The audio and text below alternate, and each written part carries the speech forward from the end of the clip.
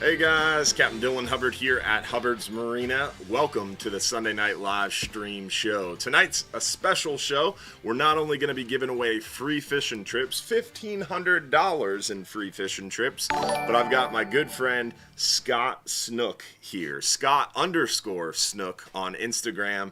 If you're not following him, you are missing out. This guy is a beach fishing legend, I would say.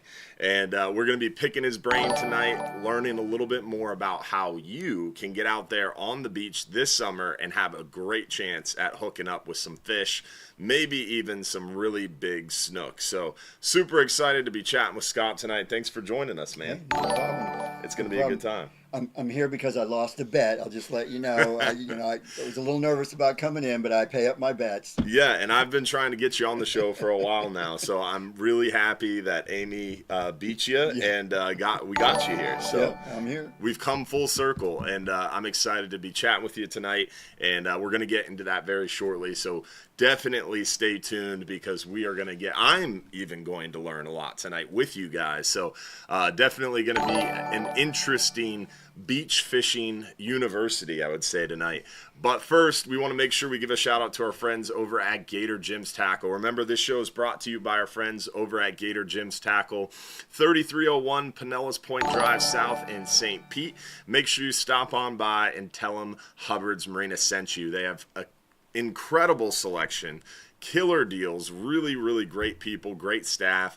It is stuffed to the gills with tons of rods, reels, tackle, and more. Plus, they do it all over there at Gator Jim's Tackle with live bait, dead bait. You definitely are missing out. If you haven't stopped by, make sure you tell them Hubbard's Marina sent you as well.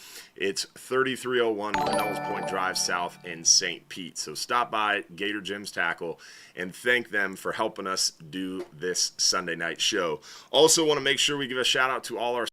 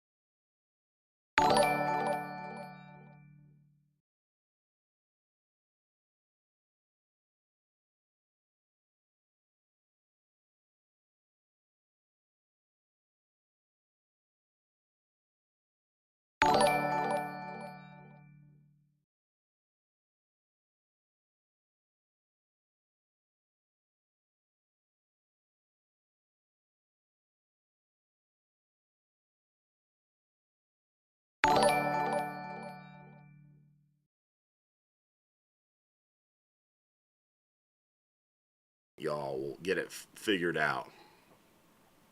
That's weird how it would just drop audios quickly. Testing, 1, 2, 3. Must be me. Yeah, I don't know.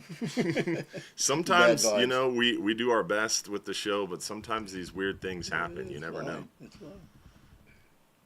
And it's not the Roadcaster, huh? That's a weird one. Audio is back. They can hear us now. Mick Higgins said he can hear us now. The comments are a little bit delayed, so it's hard. I'm not seeing anything making a dinging noise. Yeah. Weird. Well, we're back.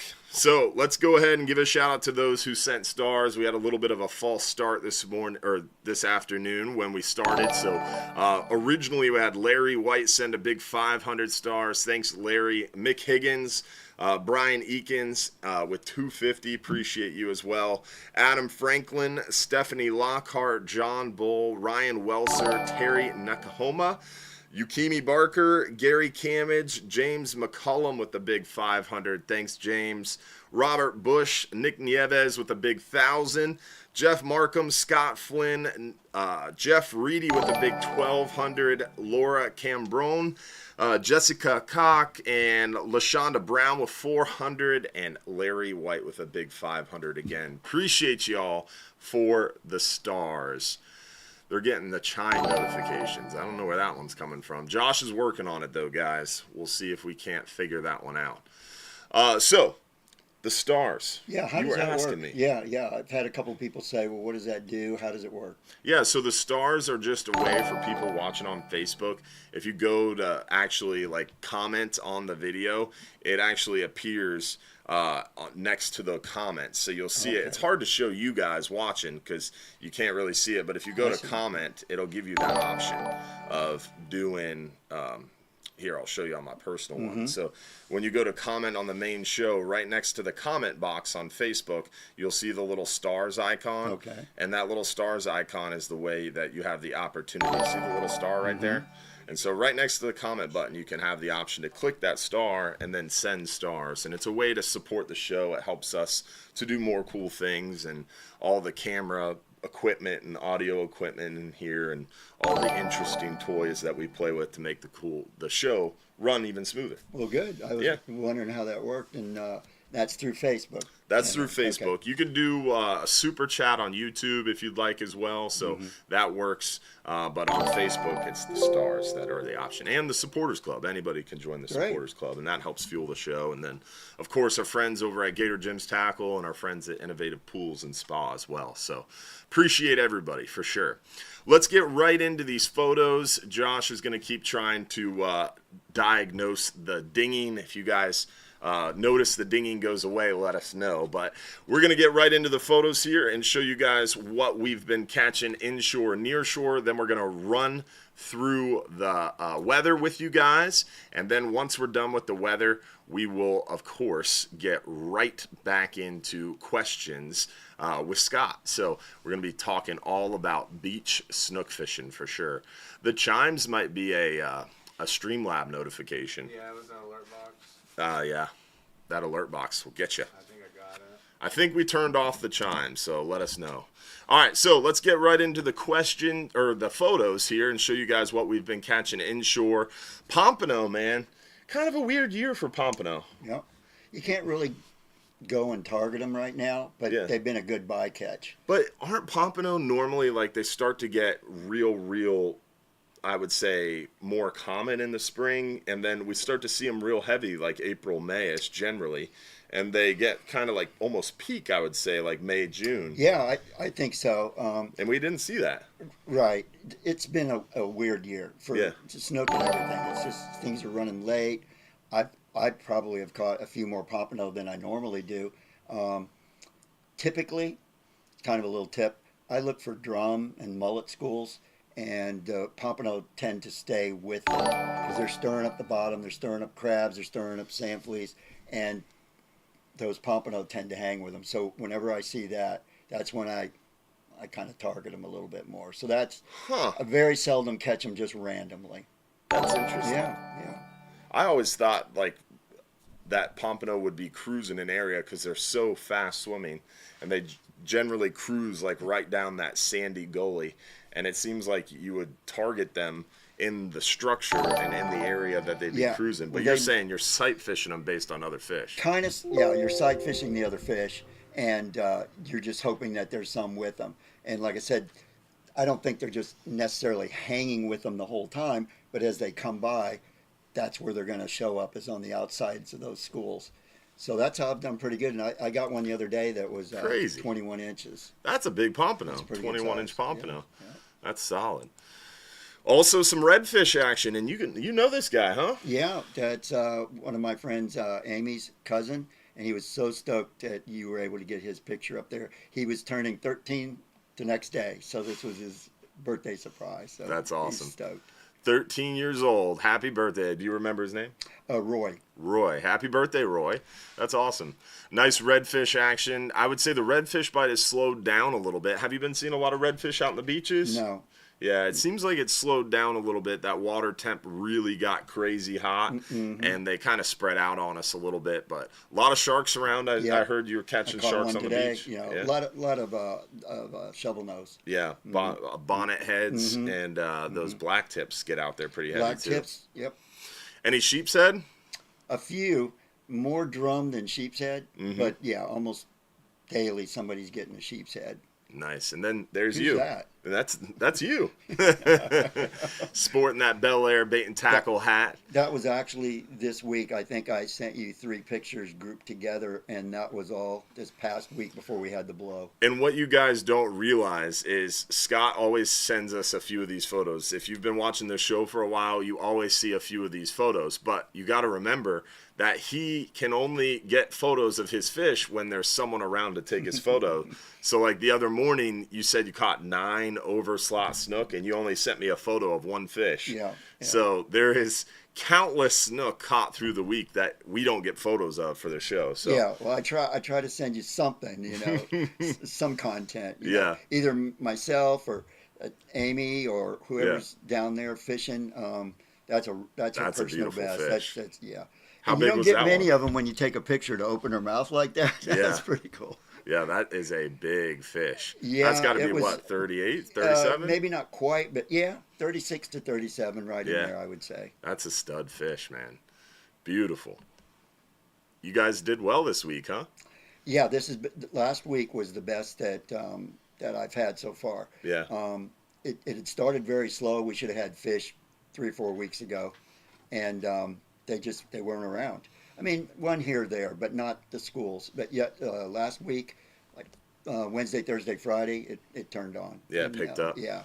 Our buddy John. Have you met John? I met him down at John's Pass a couple times. Yeah, he's a good He's dude. a great guy. He's a Great guy. he's Doesn't a mind butch- sharing secrets. Oh, yeah. Everybody loves him. He's not one of these guys that's blurring the pictures. No, he does not care, and he'll talk to anybody. Yeah. He's so nice, super approachable. Great guy. And, man, he catches some good snook. But he's a nighttime guy. You're a daytime guy. Yeah.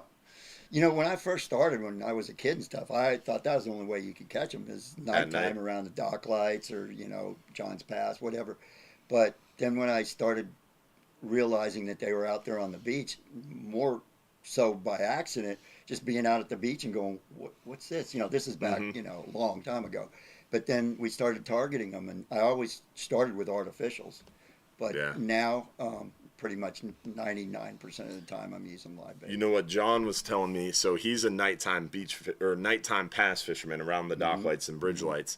But he's lately been sending me some photos in the daytime, and so he'll be fishing the pass. He's coming over to the light side. Yeah, so what happens is after sunrise, he'll move out a little bit, and he follows the fish out of the pass. So when Good it move. gets bright, that sunrise comes up, and the same thing at the dock. I was making fun of somebody the other day, Jose, Josh, you would like that. I was making fun of Jose.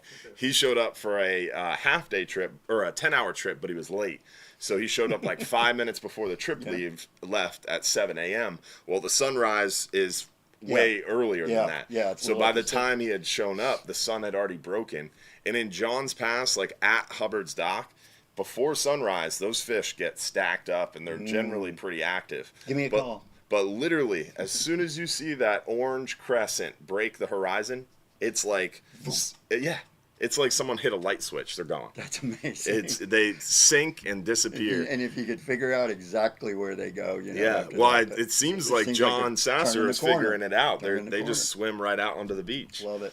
And he follows them around the corner, so it's pretty awesome. You guys getting some trout out there too, huh? I will tell you that in all the years that I've fished, and most of the guides and everybody I talk to agree, it's been the best trout year I have ever seen. And Mike Anderson is saying the same thing. It's just been incredible. crazy. It started back in the winter, wading the flats down south around Fort DeSoto, down near the Skyway. It started there, and the beaches, almost anywhere that you want to go on the beaches right now, is got trout. That's Yeah. awesome. Yeah, there's days where you quit fishing, but you'd catch 20 or 30 if you wanted to. Yeah. But They're in the way it of the slowed snook. down just a little bit. Like today, I think I caught 8 or 10, and I was just testing to see if there was some snook around. But so they're still around, Yeah. and they're good heavy. size. I mean, I've caught some 26s. What? Yeah, 26s. Wow.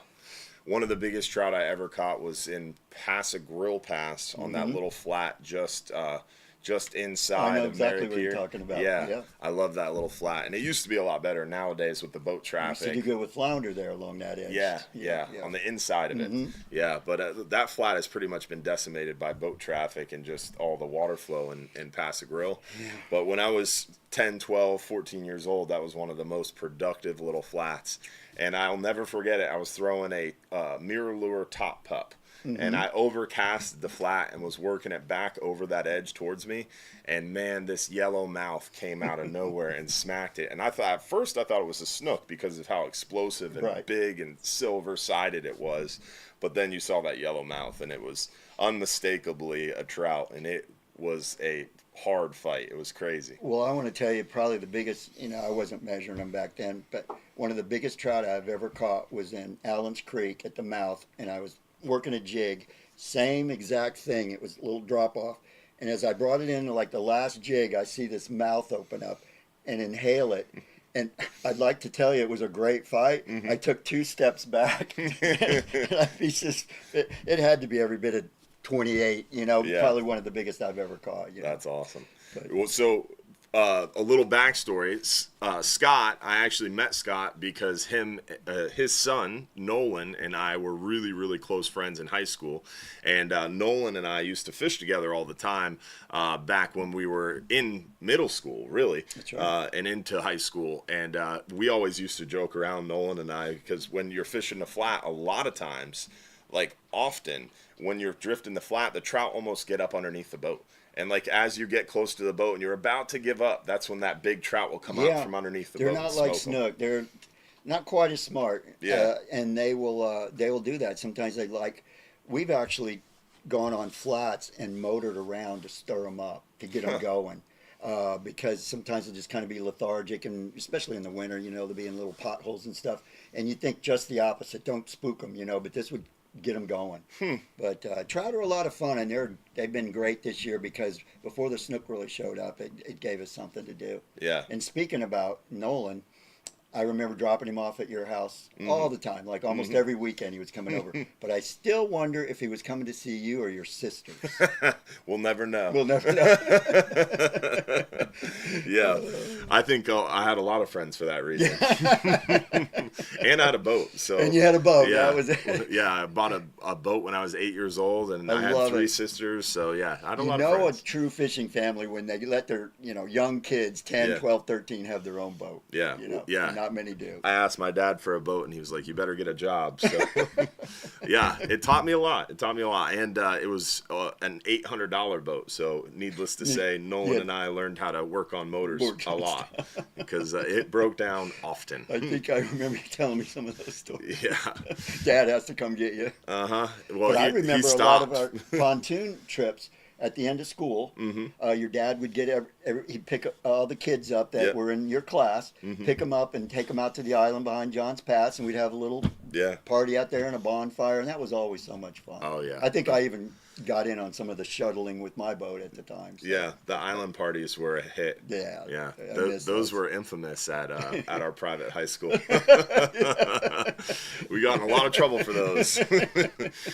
All right, so moving on from that, let's get right into the weather, and then we're going to dive into when, where, how to catch lots of snook. And Josh is reminding me, before we get to the weather, I forgot we skipped right over Nearshore. So let's hop into the Nearshore photos real quick, show you what we're catching Nearshore, then we'll get to weather, and then into some beach fishing university. So Nearshore, seeing a lot of those nice gray snapper, lots of family fun out there, having a blast on the private charters and the party boats. Seeing the mahi really heavy as of lately. It's crazy how the mahi showed up virtually everywhere. Red grouper staying open for us. We're catching quite a few of them. Super excited to keep really hammering on those red grouper. Our buddy Kevin Coyne showing off a nice catch and release gag grouper on the jig. Some beautiful mutton action from the 12-hour night snapper. Another night snapper mutton. Some red grouper definitely doing well offshore for us on the Flying Hub 2, on the private fishing charters, the 12-hour extremes. The 10-hour trips catching a handful of the red grouper too. We're seeing some nice red grouper on our nearshore charters aboard the Hub. The offshore charters on the Flying Hub 2, some red snapper opened up, and we got some keepers. The Hub 8-hour, or it was a Hub 10-hour charter today, and the Flying Hub 2 12-hour charter today brought home some keeper red snappers. So the Flying Hub 2 extreme trip today caught a boat limit of red snapper, about 10 to 12 keeper red grouper, and some other heads and tails mixed in there. It's a good day. Yeah. You know, go back probably 20, 25 years, we didn't really have much of a red snapper fishery at all. And I So- think what happened, perhaps, just my opinion, is we had some hurricanes and stuff. And this was about when they first started the pipeline. Yep. And I truly believe that some of those fish displaced and followed that pipeline. And I mean, it was very rare to see somebody get a red snapper. Yeah. And then now, some guys think they're almost a nuisance. You know, they're trying to drop down for gags or red grouper, and then they can't get through the red snapper. It's That's really a good problem. interesting. It's a good problem. Yeah, yeah, it's a great problem to have, and it's really, I think, the greatest conservation success story of my lifetime, for Okay, sure. yeah. I mean, in the Gulf of Mexico, if you look back, it's been really interesting diving into like the science and management side of things, and talking to these scientists that are very extremely educated and knowledgeable. Like they have like historical like information from the 1920s Wow. when, and even before that, in the late 1800s and into the like 1905s, like when they used to sail these big schooner ships out there with 3 or 4 masts, and they had holes in the bottom of the sailboat because there was no ice, so they didn't have ice. So they would sail these sailboats out there, pool the holes, fill the hull with water, so that way they could catch fish, put them in the hull. The fish stayed them a little alive. longer. Yeah, fish stayed alive, and then they could go offshore commercial fishing and come back inshore with live fish in the boat. And so back then, off our coast, all they caught was red snapper. That's all there was. Isn't that something? And those folks basically wiped them out, essentially. And then recreational fishing. My grandfather, back in 1928, Hubbard's Marina started.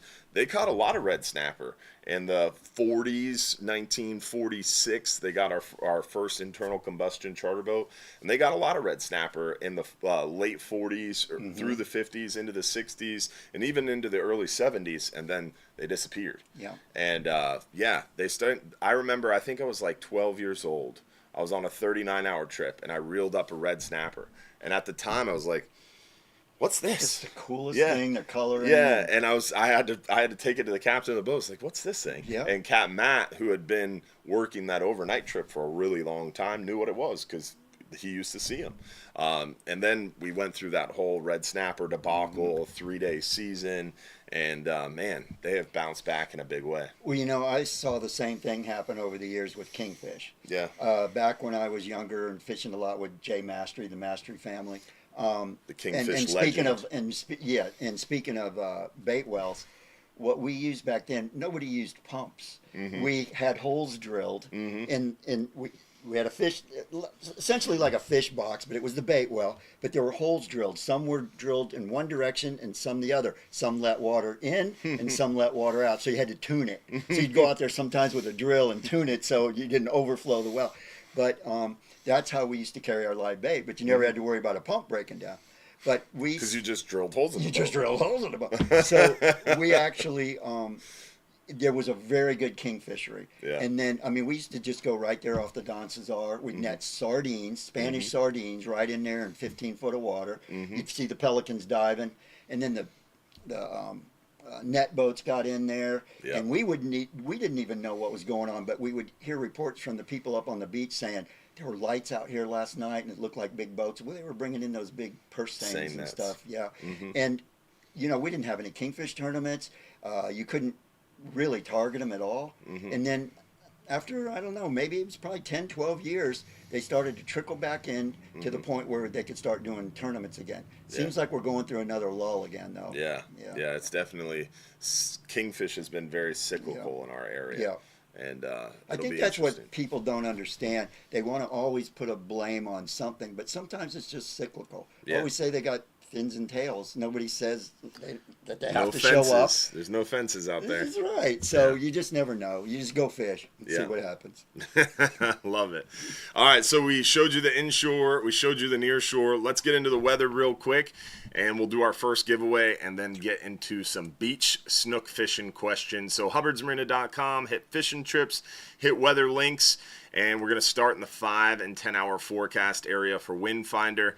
As you can see here, looking really, really nice all the way through.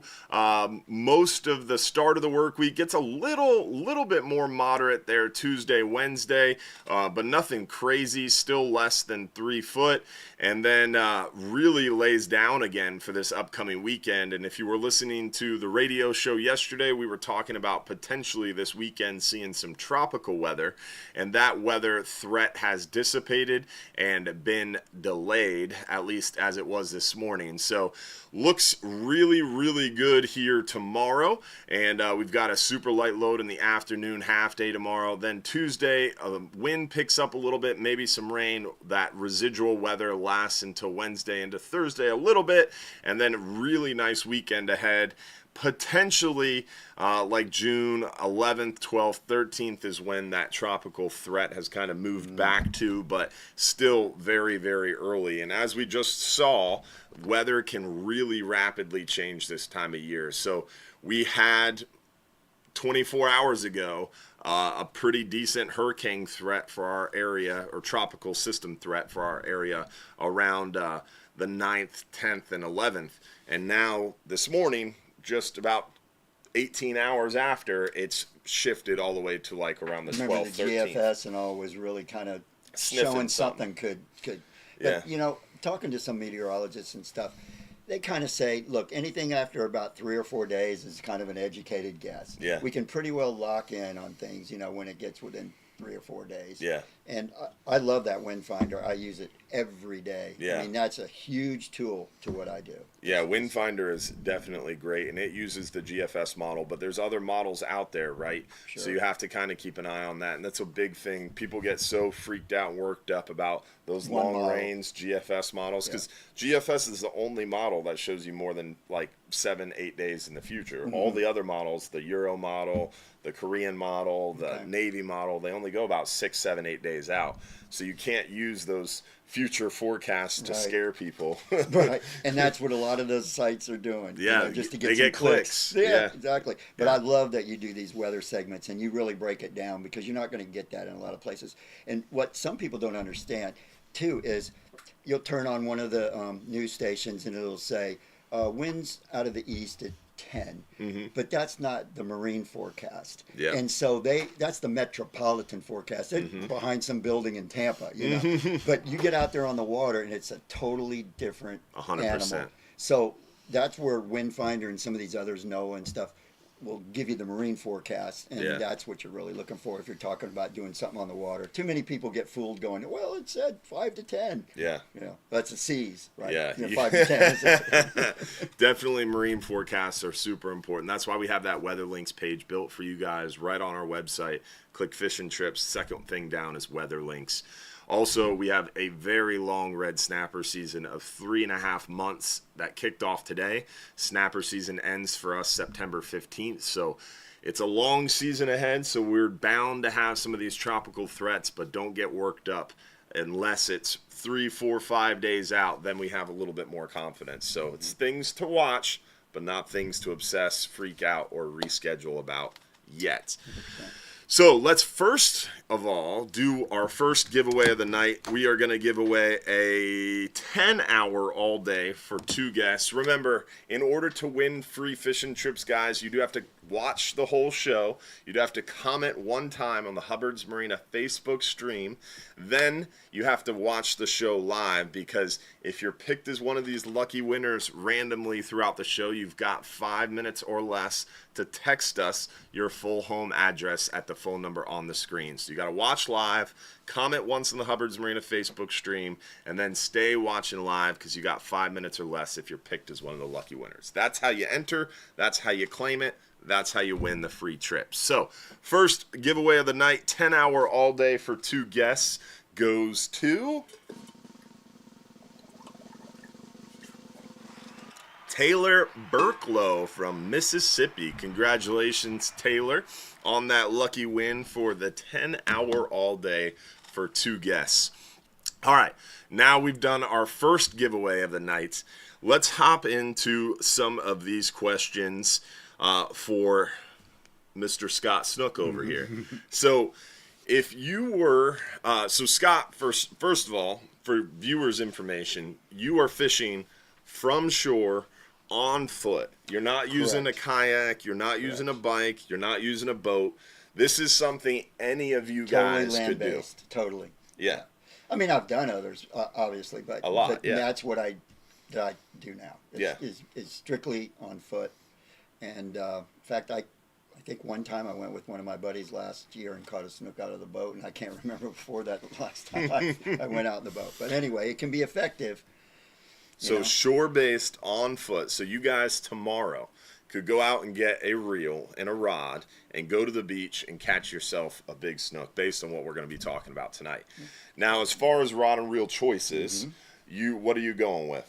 Well, I'm a little extreme on the light side, but I would say very. We're talking snook, and they can be very, picky and smart. So I try to use as little terminal tackle, as light as terminal tackle as I can. So we're talking a 7-foot rod, medium fast taper. Right now I'm using 8-pound. 8-pound, he said. Yeah, 8 pound with 20-pound leader. And because I'm in open water, you can play the fish out, called TV drag, you can loosen up a little bit, but because you're not worried about structure.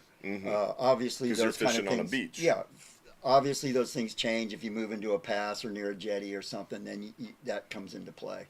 But for basic beach fishing, a setup, I would say for somebody getting started, I'd say 10-pound, and maybe even a 25-pound leader, just to get your feet wet. But as you have said many times, a rod makes a big difference. The sensitivity, all those kind of things, guides that are going to hold up and not crack, and the rings fall out of them. I did all that. I mean, I've made all the mistakes, but that's why I tend to invest in a little bit better stuff now, because I look at it as a tool. Yeah. I don't mind spending. I mean, my one outfit I brought in to show you is about $1,200. It makes me slobber every time you show me. But and that $1,200 setup is cheaper than the other one you use. A little bit. Yeah. The other one, I actually got that reel in being serviced, or I would have brought it in. But you saw that and you said, I might have to pick one of these. I've always wanted a Daiwa Exist reel. Yeah. And man, I've been mostly a good. Shimano guy, but that is a smooth reel. Yeah. I've loved it, and it's super lightweight, and And why are you going for a lighter weight combo? Why is that so Well, important? I primarily, and this probably was going to be your next question, bait wise, I use shrimp about it. I know I've got all these guide buddies who are like, this was the most what? revolutionary thing for me that I learned just the other night talking to Scott. Yeah. So out there on the beach, he's beach fishing for snook, super light rod, 7-foot rod, like a 3000 series spinning reel, 8-pound mono, not braid. Yeah. But you could even use 10-pound or 12-pound. But essentially, you're using super light mono because you're trying to hide the line from the fish. Exactly. I wouldn't recommend a monofilament line necessarily to people, because you'll get very frustrated with it. I just deal with it. But I figure if I can get a couple more bites a day or even a couple more bites a week, because when you overcast those fish, because I'm sight fishing about 90% of the time, and I see those fish cruising in the swash, and if I overthrow them so I don't spook them, I don't really want them to see that braid. Or if they are going to see the braid, I'm going to use probably a 3-foot leader at minimum with the braid, and I like to tie knots that will go easily through the guide, so I can cast that and bring up that monofilament through the guides.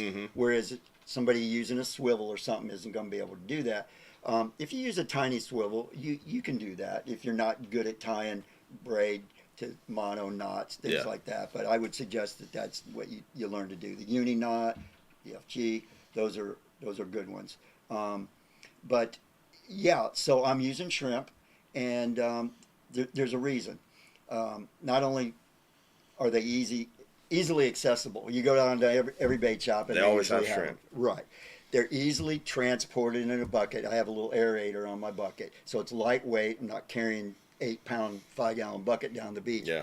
And I hook them in the horn, under the horn.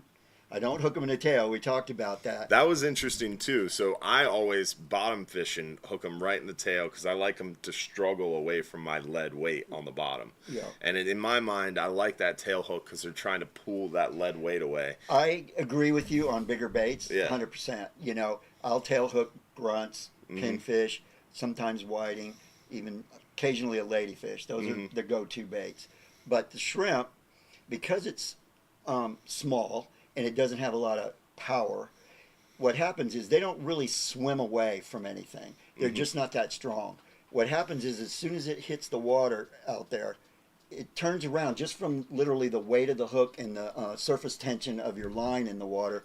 It turns around. And it wants to come back to It shore. wants to come back. So I will just slowly swim it. Slowly swim it in front of them. So you're trying to intercept that fish is what you're trying to do. Because that snook is cruising parallel with the beach in that swash channel. They're either cruising or maybe you're fortunate and you find a school that's, you know, laid up and just sitting there where then you got to be a little tricky. You don't want to bomb them. So you kind of work the edge of them a little bit to try not to throw right in the middle of them and spook them and then you're done.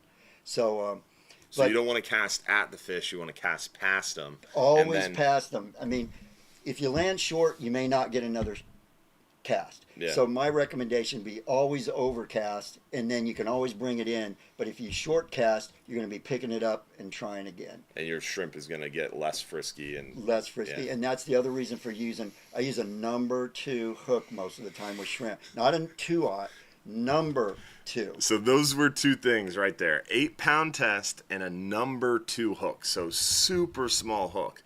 So those were 2 really eye-opening things shrimp. that I learned talking to you. Now with the bigger baits, the pinfish, the grunts, things like that, I will bump up to a 2-aught or a 3-aught hook. But 90% of the time I'm using that light tackle. Yeah, because when I use shrimp, when I use shrimp at the dock to catch a snook, I'll use like a 1-aught hook, and I'll use probably 40-pound. Sometimes I have to drop to 30, but I'm going to get broke off a lot of times. If the water's dirty, I can get away with 50-pound fluoro, and that's what I'm using around the dock. And you have to force that fish. And that makes sense. It's just a totally different fishery. I need a 4,000 totally 40 different pound fishery. drag. Right. You need that heavy leader because you got to lock down, and they got that rough sandpaper mouth, and they start shaking their head, and it's going to bust off. So yeah, but for what I do with the lighter set drags and the shrimp, the other reason, 2 reasons I love shrimp is, first of all, it's a delicate presentation. It's not crashing down in front of them. So it's a delicate presentation. You can kind of cast close to them without spooking them, and then it stays. Here's a big one. It stays in the target zone longer. That fish is coming right. Using a pilchard or a pinfish or something, he's going to be. And sometimes that turns them on. Don't get me wrong; they like to chase baits sometimes, and I'll use it. Believe me. But for the most part, they're going to see that shrimp, and it's going to stay in front of them a little bit longer and not run away from them. And the hookup ratio is excellent. Because they're cruising the beach. They're not necessarily actively hunting. But if they're cruising the beach and they see a little tasty morsel in front of them, they're just going to snap it up on the way. That's so true. Little road snack. It's very, very seldom that I actually see snook actively feeding. Yeah. Every once in a while I'll see one chasing a whiting or some bait comes by. But that's seldom. Yeah. I often wonder why they even bother to hit a shrimp during the daytime. That's not a natural phenomenon. You know, shrimp come out at night, they come out of the grass and stuff. But I feel like there's imitators, and then there's baits that actually, besides an imitator, it's what do I want to say? The word. Just like natural, matching the hatch. An imitator, and it's that, but they're attracted to a movement. When I fly fished a lot, and when I fly fish for tarpon and snook, what out in nature is yellow and blue and all these exotic colors? But it's the attraction, it's the imitation. It's not the imitation. It's the movement. It's that pulsing maybe of the fly. Yeah. So the same thing with shrimp. I think they're hitting it because it's something moving and it is alive. But I will tell you this, and I talked to you about this the other night. I do not like big shrimp. There it is. So I was going to ask you this. Do not. Because when I'm hearing him talk about using shrimp on the beach, to me, I'm like instantly, all right, he wants really big shrimp. He's going to go with those jumbo shrimp because that snook cruising the beach sees that 5.5, 6-inch shrimp. He's going to eat it. No. He thinks it's Godzilla and he runs from it. You don't use I'm big serious. shrimp. Absolutely not. So what size shrimp are we talking? A medium shrimp. So you're but talking I catch almost as 3 many. inches. You know, we make a joke sometimes when the bait shops are really low and they don't have much. We call them eyebrow shrimp. Mm-hmm. They're like this. 2 inches. If you scale down, I'll scale down to a number 6 hook, and yeah, and I use a number 6 with pilchards. You've caught a 30+ inch snook on a number 6 hook. Oh, countless. Yeah. Oh, yeah. That's With crazy. pilchards, I almost always use a number 6 because I don't want that big hook hanging out the mouth of a pilchard. So you're talking about a greenback. You're using a number 6 hook? Yeah. That's crazy. Yeah. An yeah. 8-pound test. Yeah, but with shrimp, I can get away with a number 2, a little bit bigger hook, because it kind of matches the shrimp. You And know, the it's got all antennas. the antennas and, Yeah. and stuff like that. So they're not as worried about it. So shrimp, for those reasons, it's easily accessible. It stays in the target zone longer, and your hookup ratio is great. Yeah. Where we call it, my buddies, when we're using big baits, I mean, it'll get your hits, but we call it the curse of the big bait. Mm-hmm. It's because it's so hard to pull a hook out of the mouth of your bait unless Mm-hmm. you hook it very shallow, and so it doesn't find any purchase in their mouth. So you miss a lot. I mean, you're probably good if you got a 50% hookup ratio with a big bait. Right. Where you're going to have a 80-90% with a shrimp or a small pilchard or something, because they're going to bucket mouth it. And I always said that, think about this. Here's a mouth of a snook. And say I'm using a ladyfish, Yeah. a live ladyfish, or a big grunt. Yeah. That thing, she swallows it into her mouth, but that bait is taking up 3/4 of the inside of that mouth. Yeah, so if you got a bait this big, right, and it's snook the mouth hook is this sometimes, and then you go to set the hook. What happens is that hook either hooks back into the fish and double hooks the bait, Mhm. which you're not going to get a hookup, or it can't find purchase because Mm-hmm. the bait's taking up all the room. Yeah, the room. So I love big baits, and that's the way to catch big fish. Don't get me wrong. I would not trade that for anything when there's big fish around. Mhm. But for the average walking down the beach, having fun, and still being able to catch big fish, I've caught So many. you're But cruising the they're- beach with a one rod and reel. Mm-hmm. You're cruising the beach with super light tackle. And where's your tackle box? right here in my pocket. This tackle box is so epic because in my head I'm envisioning like, all right, so do you carry like a wagon? Like what are we doing here? Some do. No, he's carrying a bait bucket, a rod, and then he's got a modified tackle box. This is Yeah. so cool. Yeah, they got the clippers, and I got my leader material right here, and then you open it up, and you got your hooks, and occasionally I'll use a little tiny split shot. Yeah. I don't ever use a big split shot, but a tiny one pushed right up against the hook. Can I see that for a Yeah, second? sure. So this is an Icebreakers mint container. Well, I lost my other one, and I made this one up. No, it's inventive, and it's Yeah. got different assorted size hooks in your Icebreakers. You've got a spool glued to the underside of this thing that you fill with your mono or your leader. In this case, this is 20-pound fluoro. Yes. And then you've got a hair tie so you can attach your cutters. A hair tie, yeah. This is awesome. What This else is I inventive. have a little bit too, because I want to carry as least as possible. In my bait bucket, I've made some little bungee straps in there. I have my pliers and my tape measure in there, so I Nice. don't have extras. So your pockets are So the slim. guys put bait in the bait bucket and they go, you got pliers and everything? Yeah, in there. I'm aware. So the pliers and the ruler or your measuring device are inside Inside the bait bucket. the box. Oh, so Yeah. they can't fall off while you're Can't cruising. fall out, and I don't have to carry them separate or hang them around my neck or anything. So, Nice. but I do carry a pouch for my phone Mm-hmm. to get photos, and I go through those quite a bit because I need to get it. I need to get one a little wider because I kind of rip the seams out of them, and they're Mm-hmm. not waterproof anymore. But yeah, you take some good photos while you're out there. So we showed you the photos of what we've been catching this week, but here's some photos of Scott's exploits on the beach. He sent me some of his favorites and some of the notable catches, and just a few of these notable catches. I mean, You catch a lot of big fish out there on the beach. It's crazy. And like I said earlier, he's only sending photos when he has someone around to take these pictures. So you're catching a ton of snook. You were mentioning that one summer you tried to keep records of how many you caught. Oh, okay.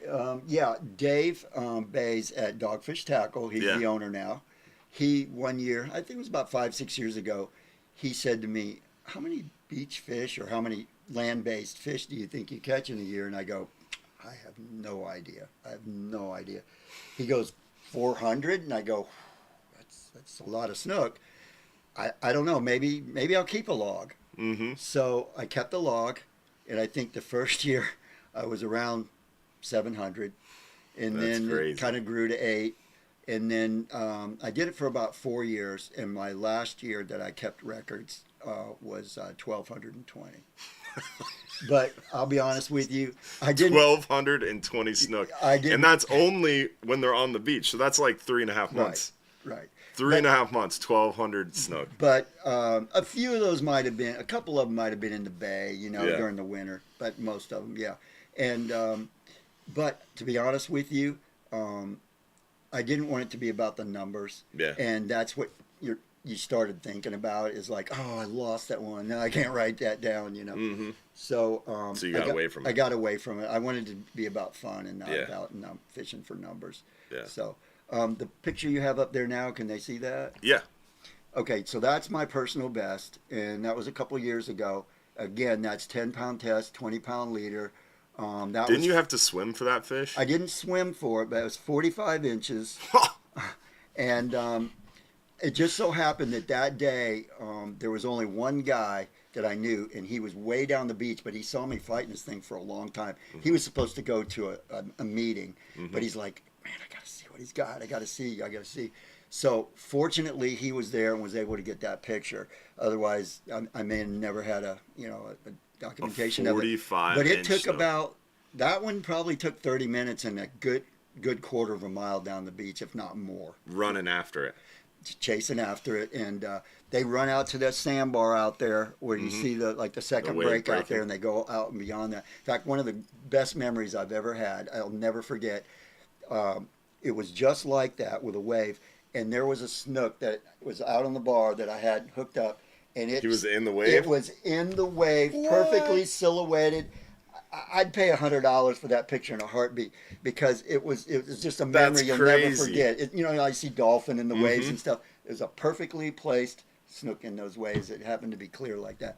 But And you happen to be hooked up to it. and you happen to be hooked up to it. That's the best part. But yeah, that was on a really big bait there. So my hook was a little bit bigger. That was not on a shrimp. I believe that was on a grunt. That is a big Yeah. fish. And my Sight buddy- fish, that guy? No, it was a little. I mean, it looks kind of clean. I think Mm-hmm. you cleaned the picture up a little bit when I sent it to you, Maybe. but it wasn't super clean. So no, and when it's rough like that, I can't really sight fish them very Mm-hmm. well. But I do remember my buddy when I sent him that picture that used to live here and he moved up to Kentucky. He said, "Scott, that's a fish of a lifetime," and I said, "I agree. Mm-hmm. I'll never catch one. I don't think ever that big again." But I That think was a I big saw dog. one that big. I was reeling in a jack one day about that big, Mm-hmm. and You were really, Boom! you got to hold it up Yeah. a little bit so they can see. a jack about probation from I had a mahi on, and I left it hooked up. You know how you do with mahi, Yeah, you to leave keep one the in the chicken rod holder. dolphin. And when we went to leave, I went to reel up, and there was a wahoo that had eaten that dolphin, and it hooked itself. The only reason it hooked itself is we were using a stinger rig because we were kind of fishing for kingfish and stuff. Mm-hmm. Yeah. So, but talk about getting lucky, Wow. eating that dolphin. And it was my biggest wahoo. So That's awesome. You never know. It's crazy And he stuff. was just chilling there. Didn't even know he was hooked. Didn't even know he was hooked. Swim around the boat. We never ran over and grabbed a rod until we were ready to leave, and there he was. That was That's cool. awesome. Yeah. Screen might have froze up. Uh-oh. Dang. Lost It's it. moving now. What about on YouTube? Are we still live on YouTube? That's crazy. That's where I usually watch it on YouTube. Yeah, it's What YouTube all- what are all quality of the seems to for- be a lot better. What are the platforms you can watch it on? Twitch, Trovo, YouTube, Facebook. What about on YouTube? We stream to a bunch of different Facebook pages. Okay. So Yeah, YouTube is working. It's just Facebook went down. just Facebook. Well, just finish up on YouTube, I guess. That's weird, man. Did it totally end the video on Facebook? No, it's still going. Maybe it'll come back. Who knows? So basically, you're looking for what you can do to try. So we talked about the tackle. We talked about the bait. Basically, a 3-inch medium shrimp is what you're going for. And then, how are you choosing the area? That's the important part that you learn by doing your homework. I always say to somebody, get out there and do your homework. You know, that's what I've done for the last 30, 40 years, you know, getting out and doing your homework. But I use those tools, whether it be beach cams, wind finder, and I kind of make a game plan. It can change, but I kind of have an idea of my game plan. And I did have a video or a picture up there of the way Pinellas County is shaped. Yeah, can you pull that up in the photos that you sent? It might help. It's because the people that it's are a little missing, bit hard to explain. Yeah. The people that are missing out on the show can always watch the clips that we post later. Okay, there Facebook. it is. All right, so Pinellas County. Excuse my arrows, but Pinellas County is shaped oddly, right? So you use the shape of the county. Yes, and I learned this way back when I surfed a lot. It made a big difference on where the swell was coming from by the shape of the peninsula. But as you can see there, this is a south wind, and it's pretty much onshore at Madeira Beach and Reddington, okay? Yeah. So that would be prohibitive for me, perhaps, if it's a pretty stiff wind, say 10 and above, for sight fishing. Yeah. And I don't like to do a lot of blind fishing. I prefer to go on the days where I can sight fish. Yeah. So what happens there is that's an onshore wind, and you're probably going to have, say with a 10, 12 knot wind, probably 2 to 3 foot. Yeah. Which is really Makes borderline. it tough. Really borderline. But now you go up at the top of the picture there, and as that curves to the north, that peninsula, that is now, that same direction is now an offshore wind. So or at the up there, very clear least, you water. might have a 1 foot swell. Yeah. You know, just residual coming around the corner. So you're using the shape of the county. The shape of the block county to the make a wind for lot you. of the decisions. Yep. Okay. And then, of course, using wind finder to see how windy it is. Your perfect scenario is something out of the east. Unfortunately, you know something, it is weird. I have seen over the last 30 years or so, we have had a pattern change from when I was growing up. Used to always be east wind in the morning, sea breeze, west wind in the afternoon. We get a lot more south winds now. Yeah. So there's a lot of days where you really have to follow this or just pick your days to go, because it's the wind. So if you're going to sight fish, you like an offshore wind, polarized sunglasses. A lot of the fish are going to be out. Some people ask me, well, do you stay on shore? Do you fish out? Do you like high tide? Do you like low tide? Yeah, for all of it. You know, it all depends. Depending on where you're going to fish. I feel like high tide would be better because you're going to have If I had to pick water. one, well, it doesn't seem to matter too much. And it doesn't matter whether it's a new moon, a full moon, no tide, fast tide. Doesn't make a bit of difference. Because In you're fact, out on the beach. and I kind of laugh at the guys. Go, well, what's the major and minor? Doesn't matter. They'll say, well, I did pretty good on the minor or the major. Yeah, but go back if you keep a log and see how many times it didn't work. There's so many other factors. Is there fish even there? Was there sunlight? Was there mud? You know what? There's so many other factors than just the salooner. Yeah. But anyway, so It's I can tell you have that annoyance when people ask you the salooner. For us offshore, it's, well, what about the full moon's coming up? Is it better 1 or 2 days before it or 2 to 3 days after it? It's like, well, that's one variable of 25. Are the fish even there?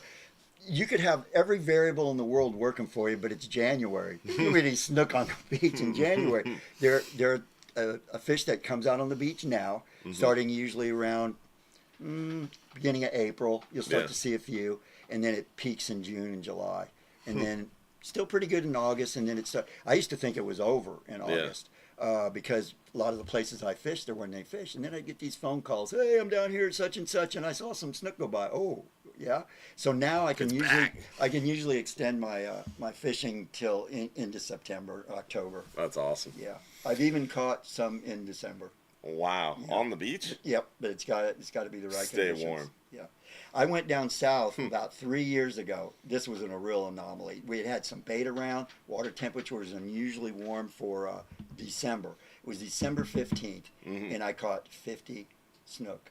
Wow. Yeah. These were what I call surf snook. You know, Yeah. I don't in this particular place. I never catch any big ones. Yeah. But it's just it's a blast, and there's nobody down there. It's kind of a private area.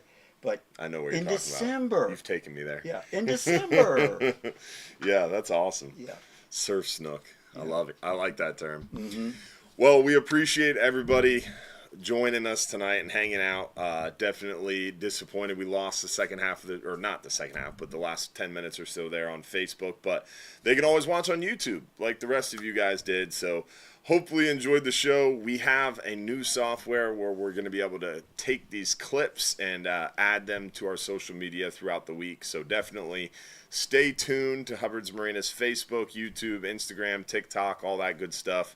We're going to be clipping a lot of this stuff up, and we could pretty much take the second half of this show and turn it into a how-to video as well. So some cool stuff. Definitely appreciate your time. I appreciate you having me. And they can go back in archives and see it later. Yeah, as it's well, live too, on right? YouTube forever. Great. Yeah, so it'll live on YouTube forever. Facebook is now deleting live videos every 30 days. So they only live on Facebook for 30 days, but YouTube, it's forever.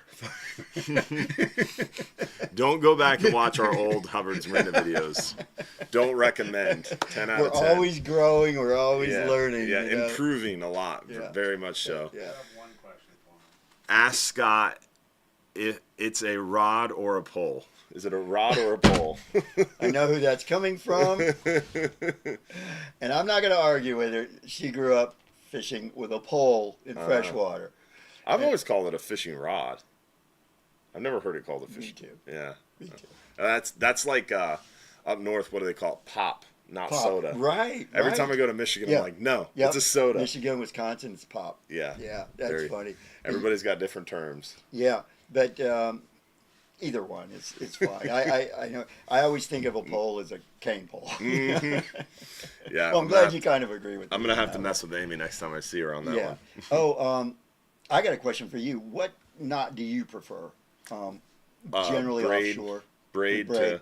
So the best one, like if you're tournament fishing, the PR bobbin knot. Yeah, that's a good one. FG knot, I think, is the strongest that you can tie kind of on the fly. Yeah, on the fly. But my favorite that I use the most is a reverse Albright because it's a lot quicker, it's a lot easier. That's what I know the best. I used a lot of those. But if on it target doesn't fish. have to go through the guides, I'm using a double uni. Yeah. It's the quickest, fastest, easiest.